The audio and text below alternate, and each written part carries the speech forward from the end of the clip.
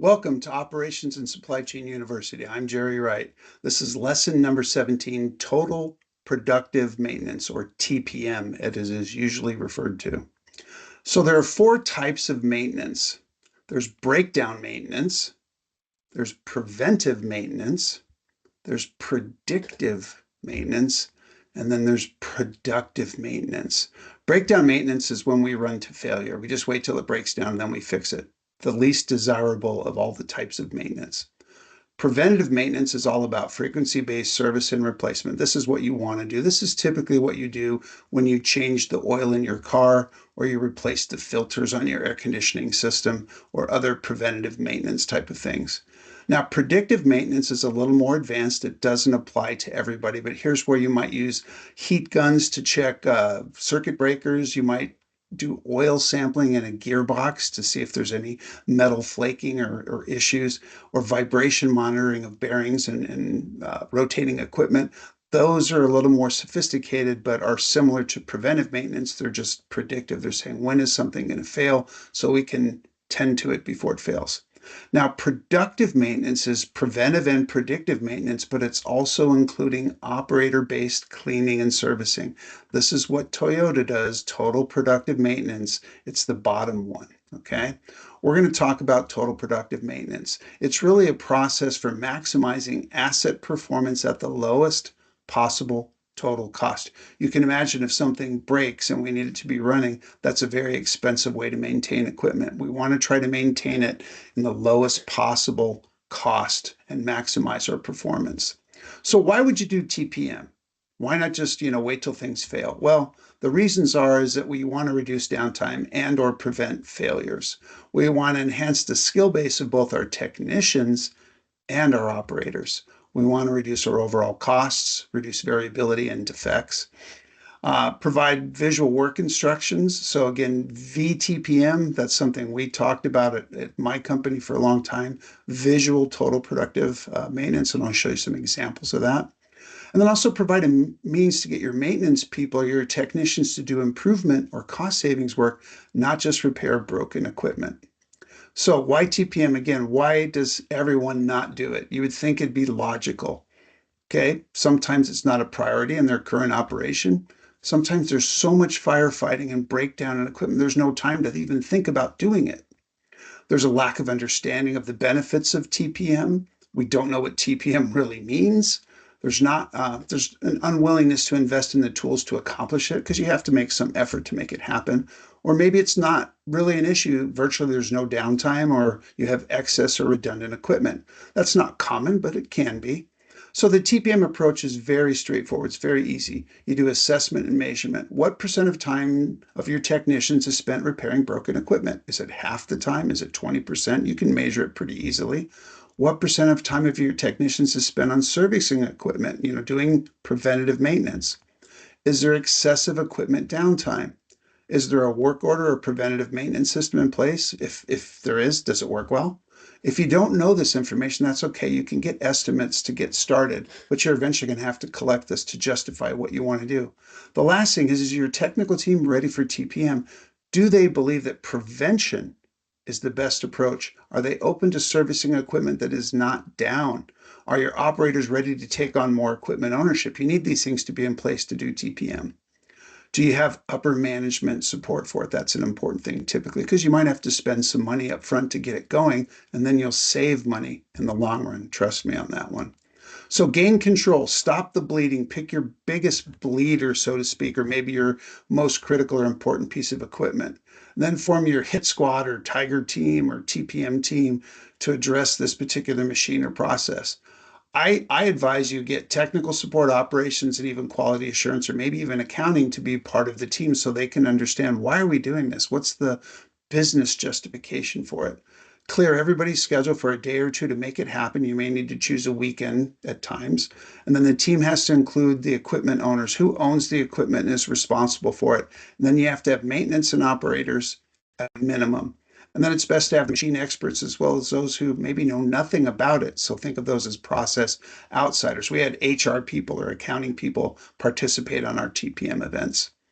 Now, gain control again, develop your new priority system for your team. Top priority is safety or emergency, or the line is down, clearly. Next priority is PMs, TPM or prevention-oriented work. Lower priority is repairs, as long as the line's not down. And the lowest priority is discretionary jobs. They don't have to be done. They're discretionary. They're nice to haves. So why would you do this? A lot of technicians, particularly ones that have been around for a long time, are going to go, you do PMs ahead of repairs? Are you nuts? That's crazy. But the reality is this: it may be necessary to augment your technical service team by more than just operations in the early stages. You have to get out of reaction mode and move into prevention mode.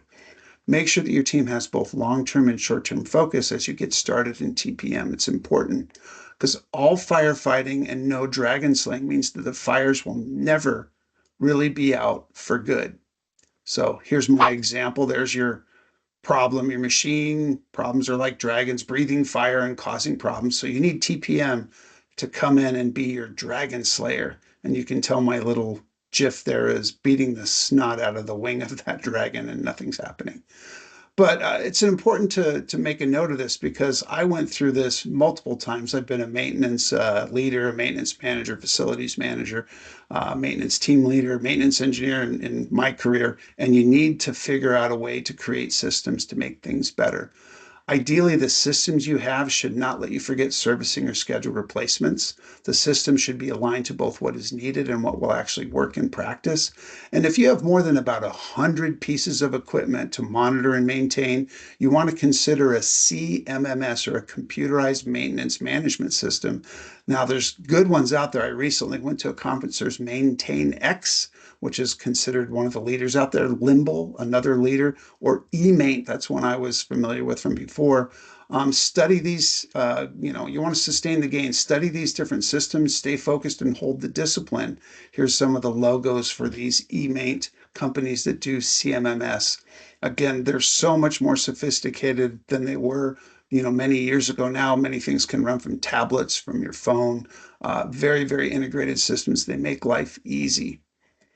Now, here's a couple TPM examples I want to share with you. Here's an example on a machine. It says it's supposed to be between 85 and 110 PSI, and then there's different other points to do. This is the operator's checklist that they do every shift on the machine.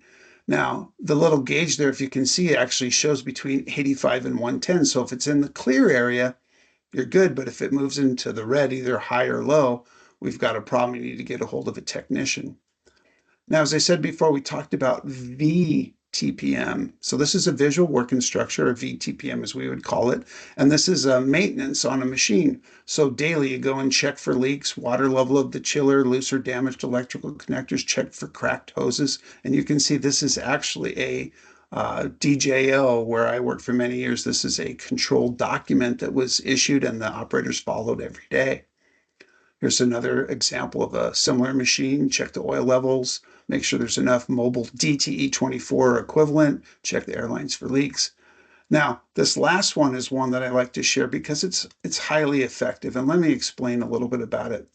So Zebra Printer Weekly Operator PM, there's a lot of Zebra printers throughout industry.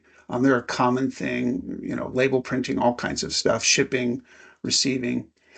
We had a lot of shipping stations in this particular location. There was probably about 15 shipping stations doing a couple thousand packages a day. The problem is that we always had a Zebra printer down. There was always a problem. Oh, we can't use the shipping station. The printer's down. The technician's working on it. So we said, let's get into the TPM mode on this and let's figure out what to do. So we contacted Zebra. We said, what do you recommend for, regular preventive maintenance? He said, well, once a week, you should do this. And this was created by one of the people in the facility, and all the operators were trained to do it. So let's walk through this one quickly, and then I'll tell you the results. So again, like I said before, we had 1 or 2 printers down every week. It was always a hassle. People were frustrated. So we said, we're gonna take control. So I believe it was at the end of every week. This was the last thing, or the very first thing that was done before the week was run with the printer. Get your Kim wipes, get your isopropyl alcohol, get some and a cotton swab. That's easy. Okay, first turn off the power, unplug the machine if you need to. Open the printer cover, release the feed roller, and get the media out. Roll it up, and make sure it's put up on the supply reel. Then with a little bit of alcohol and a lint-free wipe, go ahead and wipe out the inside, get all the dust picked up, because there's inevitably dust inside those. Then with isopropyl alcohol and the cotton swab, clean the print head along the entire length with that swab. Then take the other end of the swab, dip it in alcohol, and clean the sensor eyes. This was a very key thing. And then the last one, this page is actually the most important. Wipe the discharge plate with lint-free wipes with some alcohol. Get some of that built-up adhesive that ends up plating on there or getting stuck on there. So 7, 8, and 9 were critical. Then thread the media up, insert it in through, and make sure you lock the discharge feed roller. Okay, pretty straightforward. Number 12 was an important one. And then close the printer cover and turn the power on or plug it back in if that was the case. That's all we did. And all of a sudden we're going like, wow, we don't have any downtime anymore. The printers just work week in and week out with almost no issues. And the technicians are going, what'd you guys do? Oh, we did an operator PM. Oh, fantastic. Now we can work on other things.